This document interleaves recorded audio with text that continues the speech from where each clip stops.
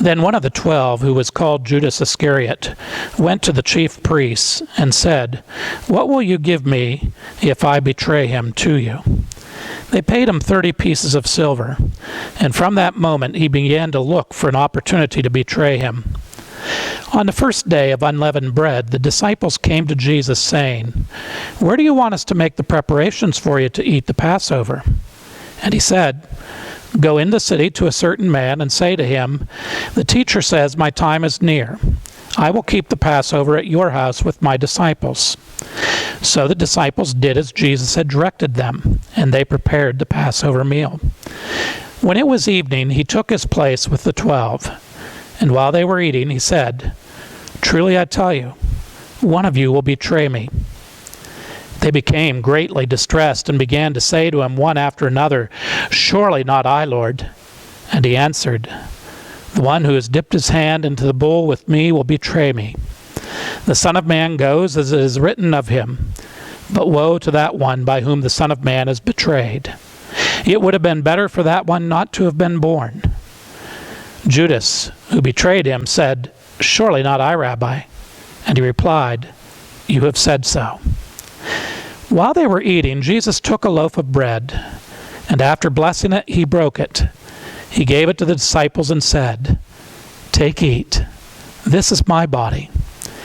Then he took a cup, and after giving thanks, he gave it to them, saying, "Drink from it, all of you, for this is my blood of the new covenant, which is poured out for many for the forgiveness of sins. I tell you, I will never drink again of the fruit of the vine until that day when I drink it new with you in my Father's kingdom."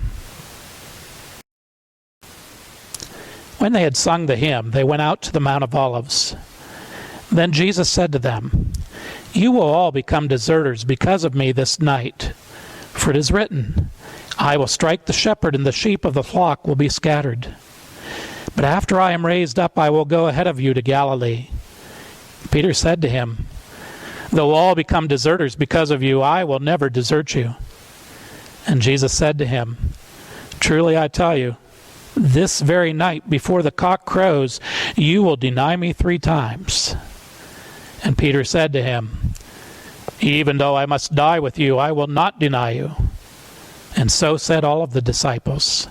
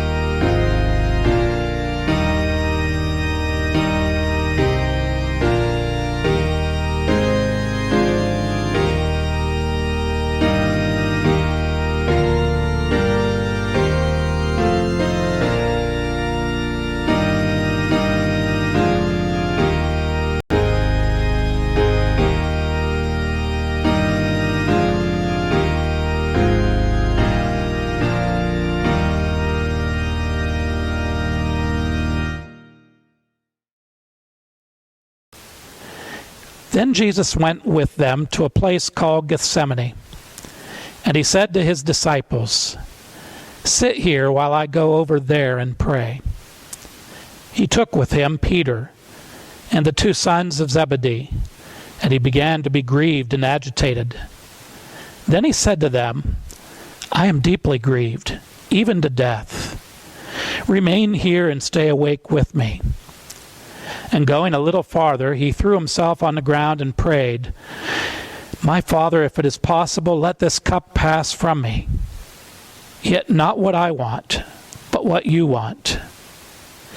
Then he came to the disciples and found them sleeping, and he said to Peter, "So could you not stay awake with me 1 hour? Stay awake and pray that you may not come into the time of trial. The spirit indeed is willing, but the flesh is weak."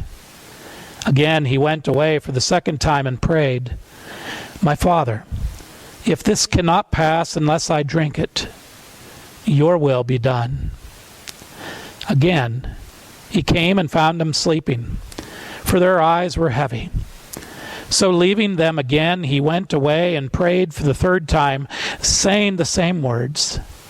Then he came to the disciples and said to them, "Are you still sleeping and taking your rest? See, the hour is at hand, and the Son of Man is betrayed into the hands of sinners. Get up, let us be going. See, my betrayer is at hand." And while he was still speaking, Judas, one of the 12, arrived. With him was a large crowd with swords and clubs from the chief priests and the elders of the people. Now the betrayer had given them a sign, saying, "The one I will kiss is the man. Arrest him." At once he came up to Jesus and said, "Greetings, Rabbi," and kissed him. Jesus said to him, "Friend, do what you are here to do." Then they came and laid hands on Jesus and arrested him. Suddenly one of those with Jesus put his hand on his sword, drew it, and struck the slave of the high priest, cutting off his ear. Then Jesus said to him, "Put your sword back into its place. For all who take the sword will perish by the sword. Do you think that I cannot appeal to my Father, and he will at once send me more than 12 legions of angels? But how then would the Scriptures be fulfilled, which say it must happen in this way?" At that hour, Jesus said to the crowds, "Have you come out with swords and clubs to arrest me as though I were a bandit? Day after day I sat in the temple teaching, and you did not arrest me. But all this has taken place so that the Scriptures of the prophets may be fulfilled." Then all the disciples deserted him and fled.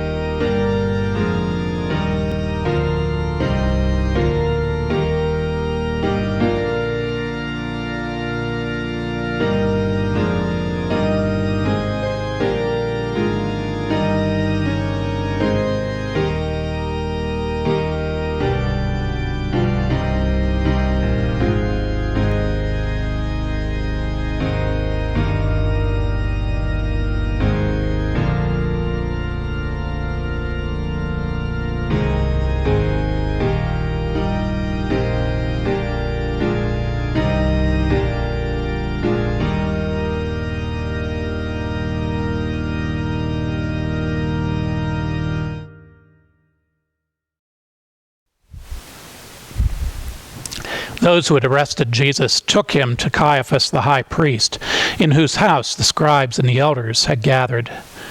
But Peter was following them at a distance, as far as the courtyard of the high priest, and going inside, he sat with the guards in order to see how this would end.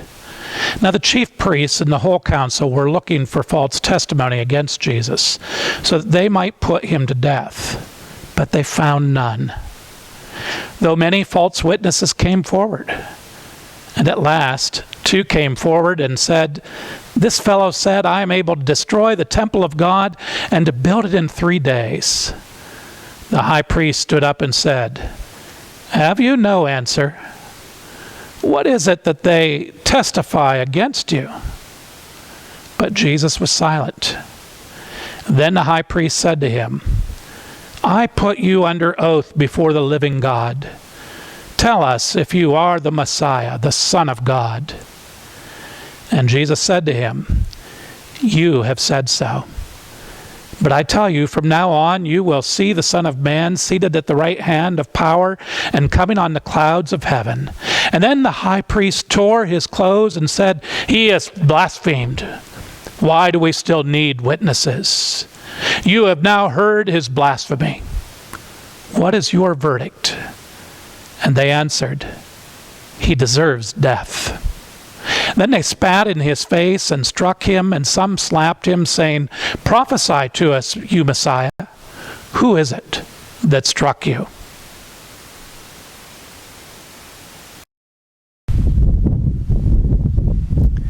Now Peter was sitting outside in the courtyard.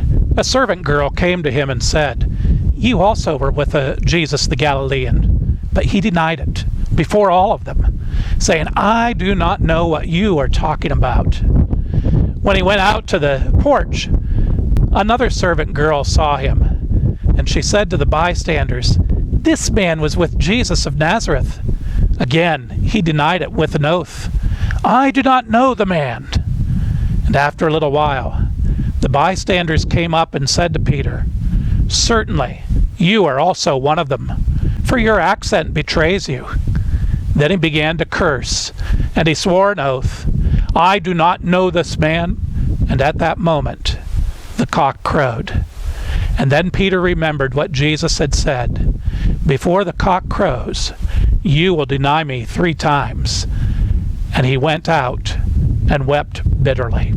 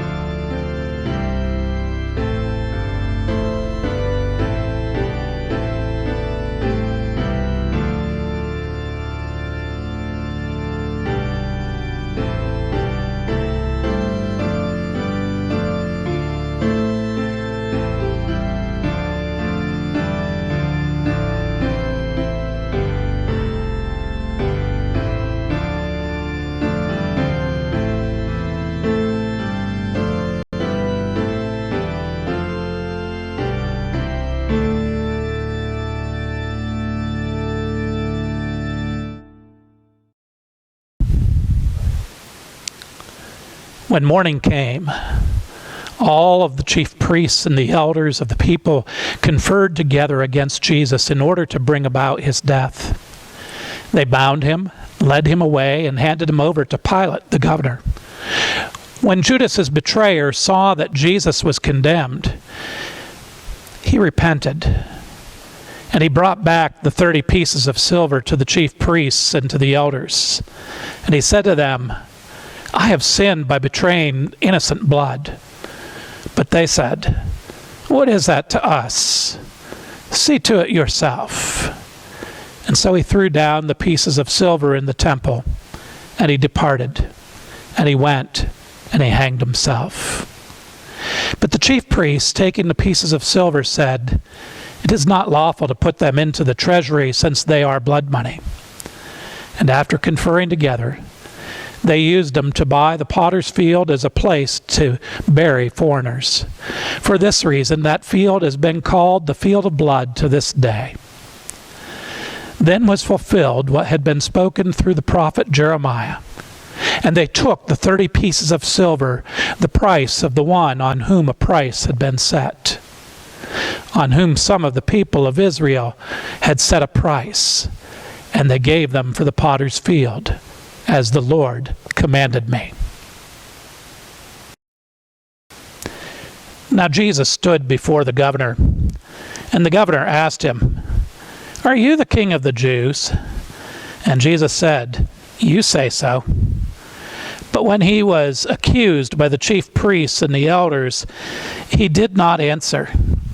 And then Pilate said to him, "Do you not hear how many accusations they make against you?"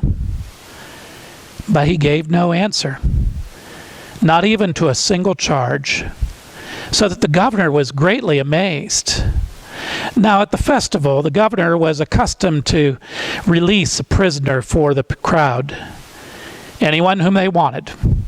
And at that time, they had a notorious prisoner called Jesus Barabbas.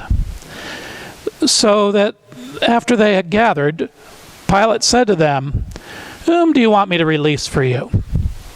Jesus Barabbas, or Jesus who is called the Messiah?" For he realized that it was out of jealousy that they had handed him over. And when he was sitting on the judgment seat, his wife had sent word to him, "Have nothing to do with that innocent man. For today I have suffered a great deal because of a dream about him." Now the chief priests and the elders persuaded the crowds to ask for Barabbas and to have Jesus killed. And so the governor again asked him, "Which of the two do you want me to release for you?" And they said, "Barabbas." And Pilate said to them, "Then what should I do with Jesus, who is called the Messiah?" And all of them said, "Let him be crucified." And then he asked, "Why? What evil has he done?" But they shouted all the more, "Let him be crucified." And so when Pilate saw that he could do nothing, but rather that a riot was beginning, he took some water and washed his hands before the crowd, saying, "I am innocent of this man's blood. See to it yourselves." Then the people as a whole answered, "His blood be on us and on our children." So he released Barabbas for them, and after flogging Jesus, he handed him over to be crucified. Then the soldiers of the governor took Jesus into the governor's headquarters, and they gathered the whole cohort around him. They stripped him. They put a scarlet robe on him, and after twisting some thorns into a crown, they put it on his head. They put a reed into his right hand and knelt before him and mocked him, saying, "Hail, King of the Jews!" They spat on him, and they took the reed and struck him on the head. And after mocking him, they stripped him of his robe and put his own clothes on him. Then they led him away to crucify him.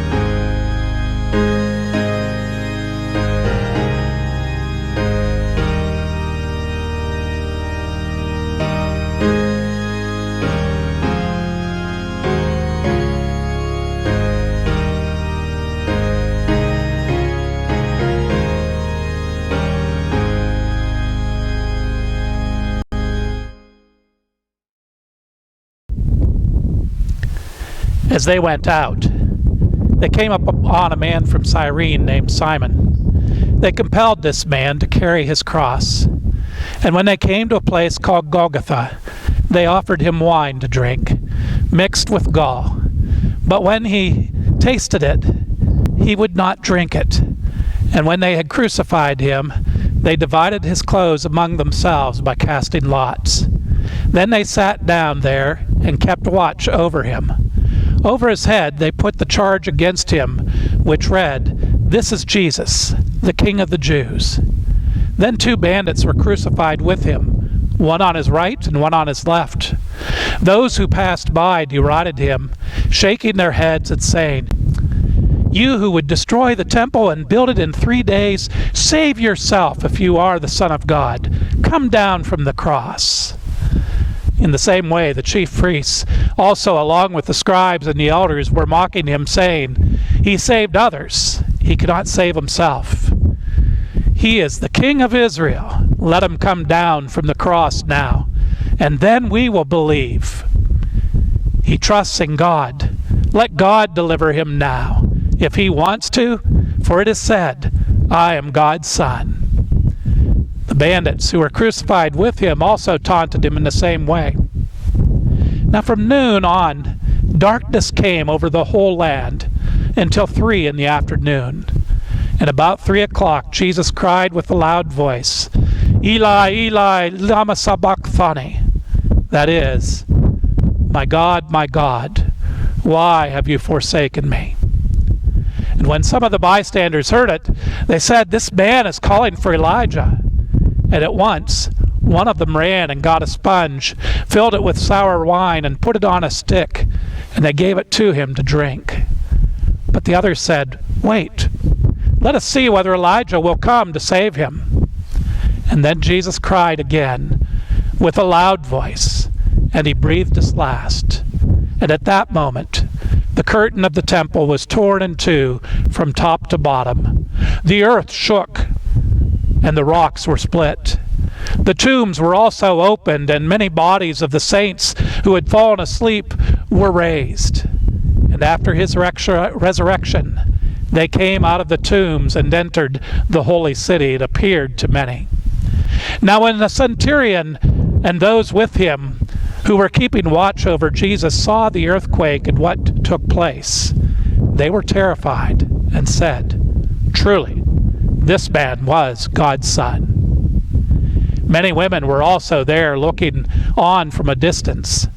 They had followed Jesus from Galilee and had provided for him. When it was evening, there came a rich man from Arimathea named Joseph. He was also a disciple of Jesus. He went to Pilate and he asked for the body of Jesus. Then Pilate ordered for it to be given to him. So Joseph took the body. He wrapped it in a clean linen cloth, and he laid it in his own tomb, which he had hewn in the rock. He then rolled a great stone across the door of the tomb, and they went away. Mary Magdalene and the other Mary were there. They were sitting opposite the tomb. The next day, that is, after the day of preparation, the chief priests and the Pharisees had gathered before Pilate and said, "Sir, we remember what this impostor said while he was still alive. After 3 days I will rise again. Therefore command the tomb to be made secure until the 3rd day. Otherwise his disciples may go and steal him away. And tell the people then that he has been raised from the dead. And the last deception would be worse than the first." And Pilate said to them, "You have a guard of soldiers. Go make it as secure as you can." So they went with the guard, and they made the tomb secure by sealing the stone.